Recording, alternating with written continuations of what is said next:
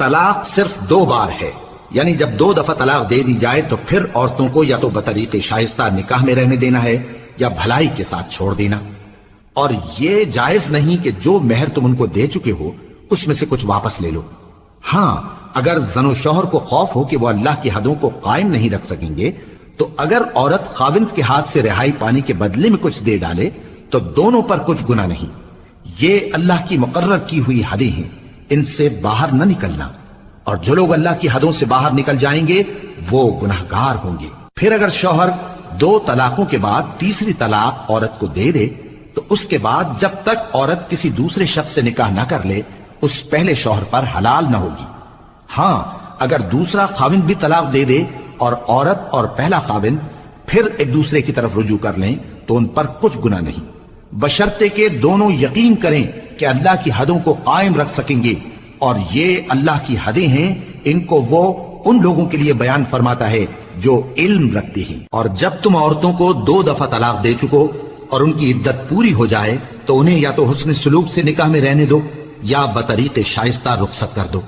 اور اس نیت سے ان کو نکاح میں نہ رہنے دینا چاہیے کہ انہیں تکلیف دو اور ان پر زیادتی کرو، اور جو ایسا کرے گا وہ اپنا ہی نقصان کرے گا۔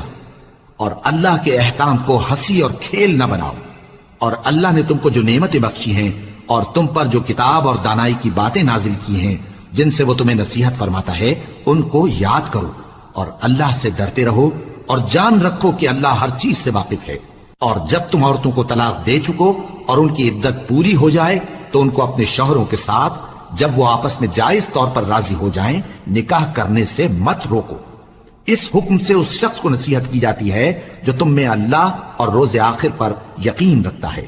یہ تمہارے لیے نہایت خوب اور بہت پاکیزگی کی بات ہے،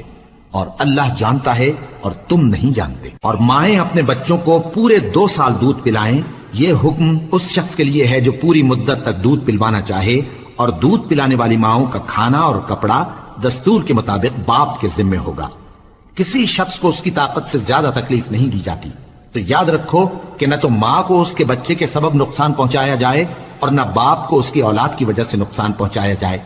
اور اسی طرح نان و نفقہ بچے کے وارث کے ذمے ہے۔ اور اگر دونوں یعنی ماں باپ آپس کی رضامندی اور صلاح سے بچے کا دودھ چھڑانا چاہیں تو ان پر کچھ گناہ نہیں،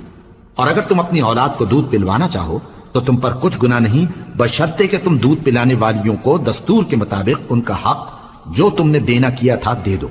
اور اللہ سے ڈرتے رہو، اور جان رکھو کہ جو کچھ تم کرتے ہو اللہ اس کو دیکھ رہا ہے۔